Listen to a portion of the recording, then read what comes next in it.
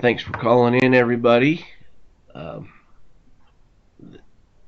this training is on CSP enhancements in Utah. We're going to cover the enhancements that are connected to 3 practices today. It should only take about 30 minutes. These enhancements are connected to riparian herbaceous cover, riparian forest buffer, and stream bank and shoreline protection. Here's a list of all the enhancements we're going to cover today. You can see that there's 3 connected to riparian herbaceous cover, 2 to stream bank and shoreline protection, and it looks like 4 to riparian forest buffer. The old enhancement ANM32 was replaced with these 3 new enhancements. The old enhancement was extend existing filter strips or riparian herbaceous cover for water quality protection and wildlife habitat. The 3 new ones are all connected to riparian herbaceous cover, and they are all for increasing the width of an existing riparian herbaceous cover for different purposes. One for the purpose of nutrients, one for the purpose of sediment in the surface water, and one for the purpose of wildlife habitat. You can see that the land uses that they're applicable for vary. The first 2 that are for purposes of nutrient and sediment are applicable for cropland, associated ag land, and for sediment farmstead, so no grazing lands for those enhancements. But the one that is for improving fish and wildlife habitat is applicable on all those land uses, as well as rangeland and pasture. The per acre rates that these enhancements pay is $548 for the first 2 and $757 per acre for the wildlife habitat enhancement.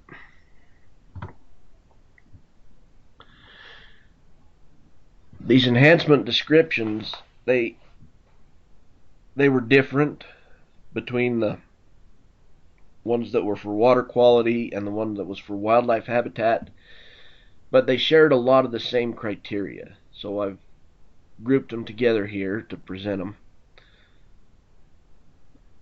The enhancement for wildlife habitat says that where there's an existing herbaceous riparian buffer is located along a river, stream, pond, lake, or other water body, increase the diversity of native species, control invasive species, install fencing, and relocate equipment operations, trails, and livestock to increase the width of the buffer. So 2 things: increasing the diversity and increasing the width of an existing buffer. For nutrient and sediment, it says where there's an existing riparian buffer. Again, it's to increase the width of the buffer to allow a greater percentage of nutrient removal or sediment, as the case may be, from surface or subsurface flows. So the key here is that this enhancement is not to establish a riparian herbaceous cover, but it is to increase the width of an existing one.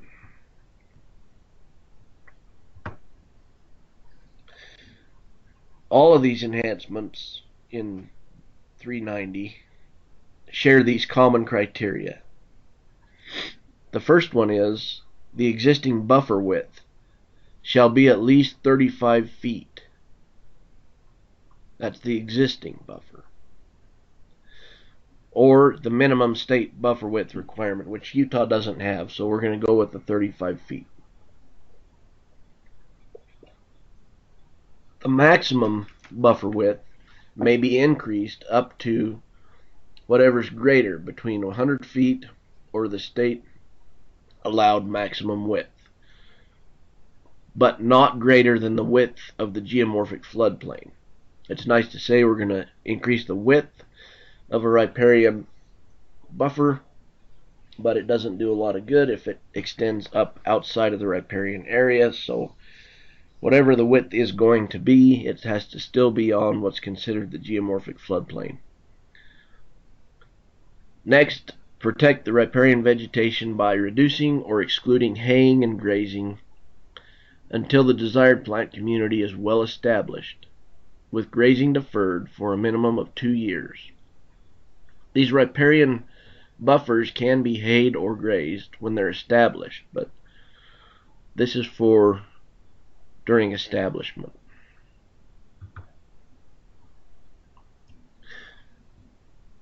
Harmful pests that are present will be controlled so that there won't be any pest problems with the riparian buffer vegetation, and it should be designed to meet the expected life of at least 5 years.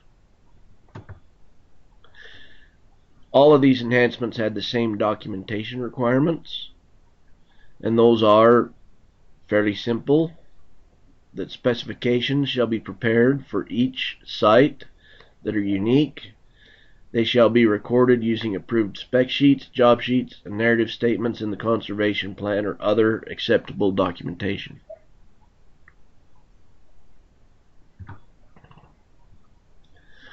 So, more specifically now, for the riparian herbaceous cover to enhance wildlife habitat. Let's say, Renee, do you want to cover these?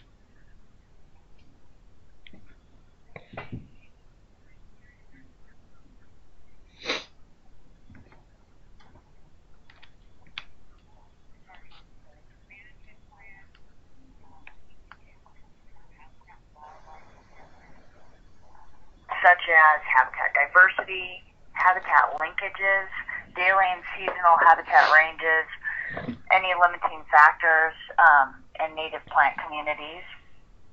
Another criteria is select native species adapted to the site. Selected species should have multiple values, taking into consideration species that are suited for biomass or wintering and nesting cover, aesthetics, forage value for aquatic invertebrates, and tolerance to locally used herbicides. Additional criteria that needs to be taken into consideration is density of the vegetative stand established to be managed for targeted wildlife habitat requirements, and needs to encourage plant diversity. The location, layout, and vegetative structure and composition of the buffer should complement natural features. For an additional criteria is for the corridor configuration, there needs to be establishment of procedures, and management should enhance habitat for threatened and endangered and other plant or animal species of concern where it's applicable. And another criteria is control access of people, machinery, and livestock to riparian zone with fencing. Additional criteria include forbs and legumes that provide pollen and nectar for native pollinators, utilize a diverse mix of plant species that bloom at different times throughout the year. Another one is, if mowing is necessary to maintain the herbaceous cover, that mowing just would be done outside sensitive periods like nesting or the fawning season, to allow for the vegetation to regrow for winter cover. In addition, to protect pollinators and maintain habitat with the diversity of plant structure, a third or less of the site should be disturbed whether it's being mowed, grazed, or burned each year, just to allow for recolonization of pollinators from surrounding habitat. Okay, so for the enhancements that are covering nutrient and sediment in this set, they have some other criteria, which include, to the extent possible, the buffer area and extended buffer will be shaped and vegetated to increase overland flow interception. In other words, they don't want any channels or concentrated flow through these buffer areas necessarily. So if that means we need to move some dirt to make that happen, to the extent possible, we need to do that. Concentrated flow erosion or mass soil movement shall be controlled in the upgradient area prior to establishment of the riparian herbaceous cover. So if you have problems in the adjacent fields with concentrated flow or mass soil movement, those need to be taken care of first before the buffer is established. The species selected for the sediment and nutrient enhancements, they do not have the constraint of having to be native, but they do have to have stiff stems, high stem density near the ground surface, for the purpose of reducing water velocities and facilitating infiltration on the floodplain. But they do have a statement here that says selection of native plants is recommended.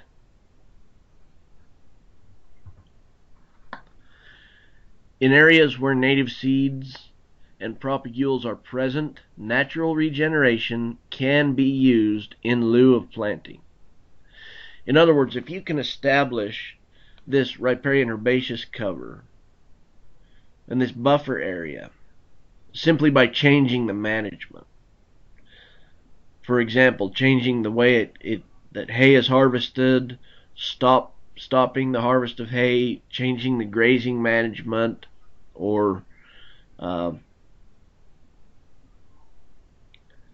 doing grazing exclusion for a couple of years, and you can do that and it will establish without any seeding work, that is allowable. You can establish this enhancement. In fact, this is in the practice standard. You can establish a riparian herbaceous cover through natural regeneration without seeding if it's possible. Selected plant species must be adapted for the projected duration of saturation and inundation of the site. Where available, use your ecological site descriptions to guide restoration to appropriate vegetative community phases and appropriate vegetative functional groups.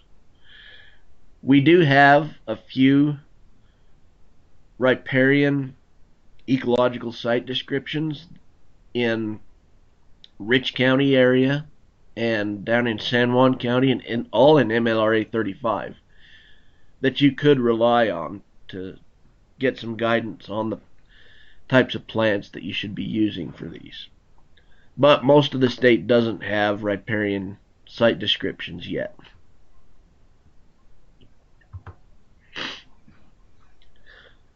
You need to do the site preparation, timing, and in a way that's going to ensure the survival and growth of selected species.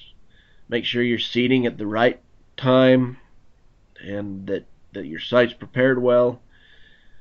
And the management systems applied will be designed to maintain or improve the vigor and reproduction of the plant community. So this is your haying or grazing or lack thereof, whatever's planned there for the management system that's going to be here needs to have a focus on the health of that plant community. I think this is my last slide on, yes. riparian herbaceous cover. Remember I said that this is only to extend the width of an existing buffer, or extending the width of an existing riparian herbaceous cover area. That doesn't mean that necessarily we have to have planned and contracted one in the past. I think there's a lot of places that have an existing riparian herbaceous cover that's there just by happenstance. As long as it meets the practice standard, what's existing there could be considered a riparian herbaceous cover area, then we can use this enhancement to extend the width of it.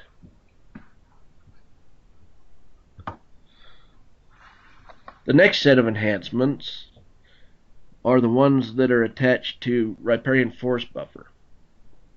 There are several, well, there's a couple of old enhancements, ANM33 and ANM39 in the old CSP.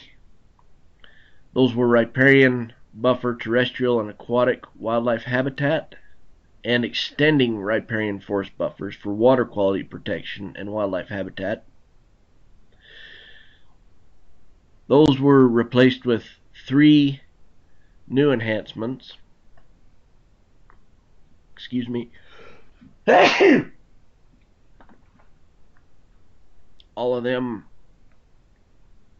in riparian forest buffer. One is for nutrient reduction, one is for sediment loading, and one is for wildlife habitat. In addition, they've added a new one that really doesn't have an attachment to an old enhancement, and that is one for increasing stream temperature, increasing shading for stream temperature reduction. All of these enhancements pay $1,714 an acre and have a 15-year lifespan. All of these enhancements in 391 have some common criteria. The first one is that the site preparation and planting should be done at the right time. Harmful pests will be controlled, and livestock will be controlled or excluded as necessary to achieve the forest buffer's water quality improvement purposes. If livestock are present, follow a prescribed grazing plan and defer grazing a minimum of 2 years. So they're saying if this is going to be grazed, you need to have a plan, and that plan has to include deferment for at least 2 years to help establish the forest buffer. Design the expanded buffer enhancement for its expected life of 15 years. It will comply with all local and state regulations and laws, as well as forestry BMPs for water quality. You need to use tree and shrub species that are native and non-invasive. So that is a constraint here in this practice, or this enhancement. Substitution with improved and locally adapted cultivars for purpose-specific species is allowed. So if you're going to step outside of native plants, it's for specific reasons. You need to favor tree and shrub species that have multiple values, such as those that are suited for timber and nuts, fruits, florals, browse, nesting, and aesthetics.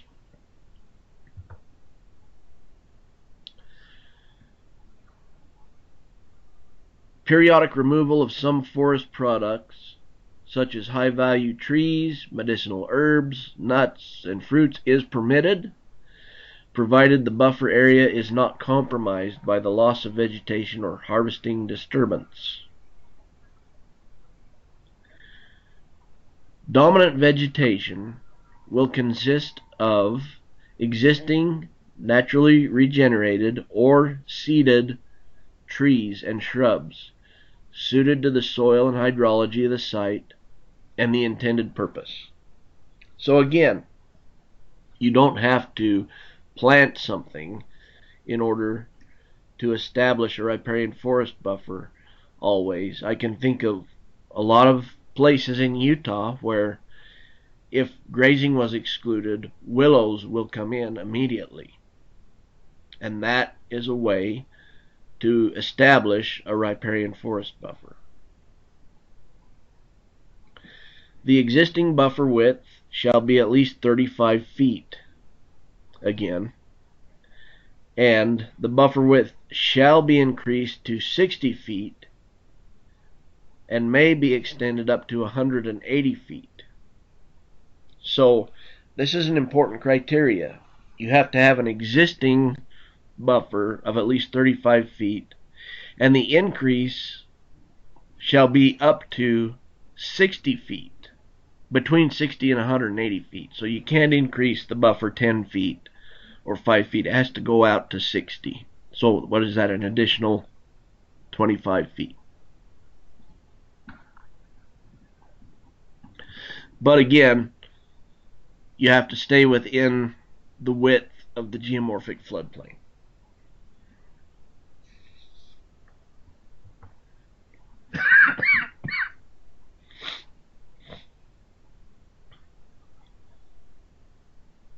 For the riparian forest buffer enhancements that are done for nutrient and sediment reduction purposes, the description of those enhancements is where an existing forested riparian area is located along a river, stream, pond, or lake, or water body, the width of the buffer, in order to allow a greater percentage of nutrient and sediment removal, increase the width of the buffer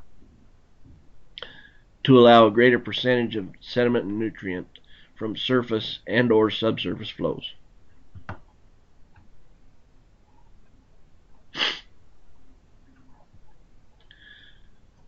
These, for nutrient and sediment reduction, have some specific criteria.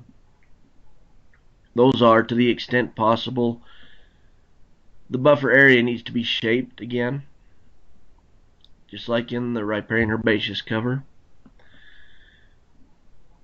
And any excessive sheet and rill or concentrated flow erosion in the adjacent areas has to be controlled. Overland flow through the riparian area will be maintained as sheet flow. So this means sometimes we might have to do a little earthwork to make sure that happens. And for the nutrient enhancement, not the sediment one, but the nutrient one, it says that any existing functional underground drains that go through the riparian area will be plugged, removed, or replaced.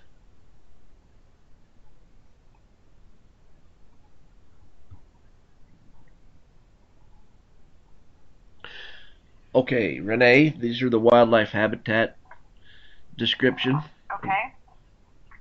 Okay, so the description specifically for this enhancement that pertains to enhancing wildlife habitat when increasing riparian forest buffer width, the description talks about where you have an existing riparian forest buffer located along either a river, stream, pond, lake, or other water body. The focus is to increase diversity of native species while, and if necessary, control invasive species. You might need to install fencing or relocate equipment, operations, trails, or livestock so that you can actually increase the functional width of the buffer that Shane had mentioned, going from at least 35 up to at least 60. So you're increasing what you already have. The criteria that's specific to wildlife, there are 3 additional criteria on top of the criteria that Shane has already mentioned. The first one is that the management plan needs to consider habitat and wildlife objectives, such as the habitat diversity, or how that habitat is providing linkages for various wildlife species, how that area fits into daily and seasonal habitat ranges, how that habitat fits into limiting factors for species, and then the native plant communities. Another criteria is established plant communities that address aquatic and terrestrial wildlife, also taking into consideration pollinator needs, and multiple values such as habitat enhancement or nutrient uptake. And then the last one is the dominant vegetation needs to consist of existing or naturally regenerated or seeded planted trees and shrubs suited to the soil and the hydrology of that site.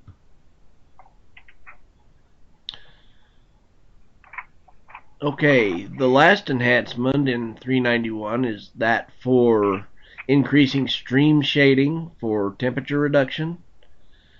The description of that enhancement is riparian area tree canopy cover density is increased and the extent of the forested riparian area is increased to provide greater stream shading. So here, you know, when you plan this one, it's going to be all about the height of the tree, the adjacency to the stream, and how dense those trees are and how much shade they provide. The criteria for this enhancement, besides the ones I've already presented, include where necessary to improve stream shading, increase canopy cover density in the existing buffer area. So beyond just extending the width, it's increasing the density of the trees that provide the shade. In addition to providing shading, establish communities that address other things, wildlife, pollinator needs, and have multiple values. And again, this can be done by relying on existing, naturally regenerated, or seeded trees. All of the 391 enhancements had the same documentation requirements. They're basic. You need to have specifications for each of these for the practice. They shall be recorded using approved spec sheets, job sheets, narrative statements in the conservation plan, or other acceptable documentation. I know Riparian Forest Buffer is one that actually has a national specification sheet available.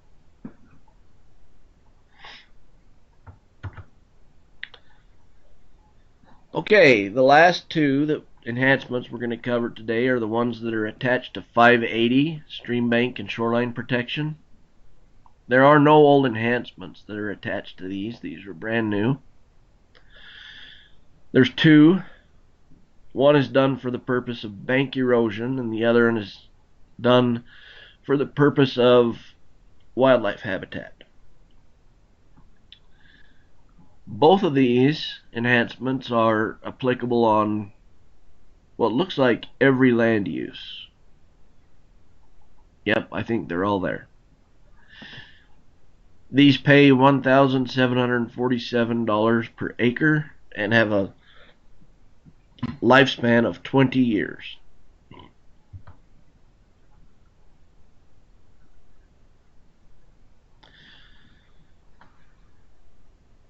The descriptions of these enhancements is that stream corridor bank vegetation components are established to provide additional stream corridor and bank stability, or in the case of I think it's the wildlife one, to improve ecosystem functioning and stability. The key here is these are the vegetation components. This is not intended to cover other aspects of the 580 practice, the stream bank protection practice that we commonly use this practice for in structures or rocks, the the riprap or the other different bank barbs or crossvein weirs or other things that we commonly use in stream bank protection. These are for vegetation components, which I think can cover bioengineering and bioengineering type things, such as maybe a willow blanket, wattles, different things like that. The criteria for these enhancements are that the enhancement can be applied to stream banks and adjacent floodplain or riparian area of natural channels where the channel is susceptible to erosion and migration. The stream corridor vegetative components must be established as necessary for ecosystem functioning and stability. The appropriate composition of the components is a key element in preventing excess long-term channel migration in re-established stream corridors. So basically, I think they're saying there that having some good woody vegetation especially, but they're just saying vegetation on the banks is the long-term solution to bank erosion problems. And we need to keep that in mind when we're choosing species and the design. The dominant vegetation will consist of, again, existing naturally regenerated or seeded plants and trees, and planted trees and shrubs suited to the hydrology of the site. Vegetation established on channel banks and adjoining areas must be in accordance with Conservation Practice Standard Critical Area Planting, Code 342. So they want you to use the Critical Area Planting Practice Standard to establish this vegetation that's being done for bank erosion. The vegetation cover that promotes sediment deposition should be used to help floodplain development and growth. Overland flow should be maintained as sheet flow through the adjacent floodplain or riparian area to prevent erosion and promote sediment deposition.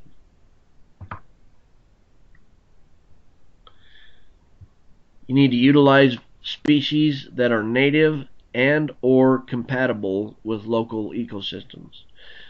Avoid introduced invasive, noxious, or exotic species that could become nuisances.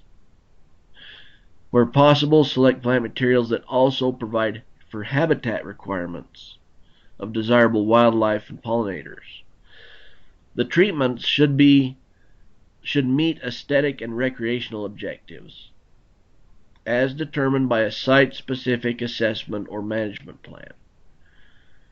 The aesthetic objectives should be based on human needs, including visual quality, noise control, and microclimate control.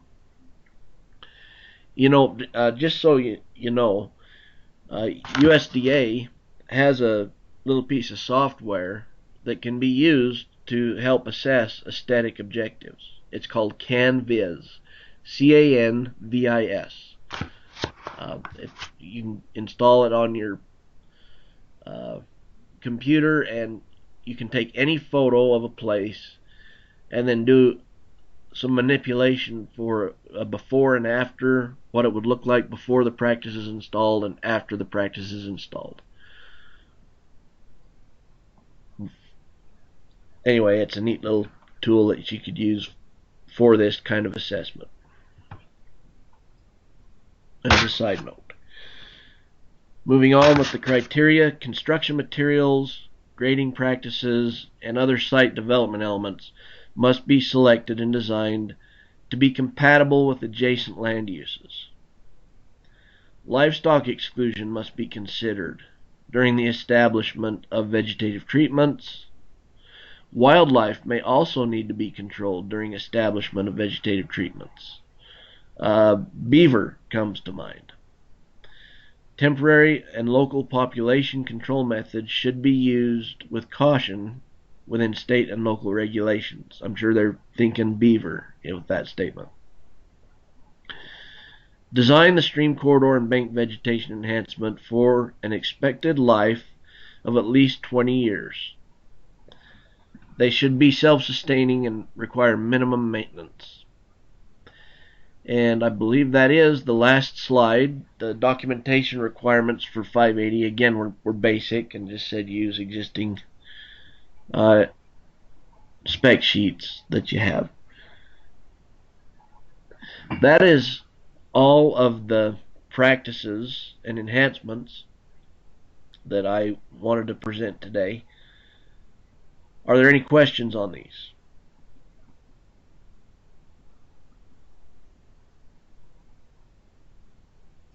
I think that covers all of the enhancements that are available on rangeland.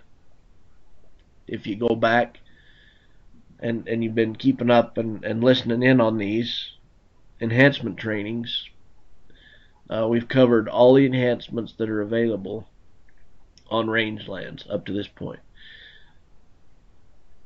These are being recorded and are available on NRCS Utah's YouTube channel.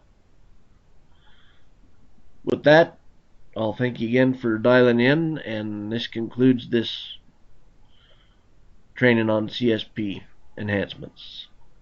Thanks. Thanks, Shane. Participants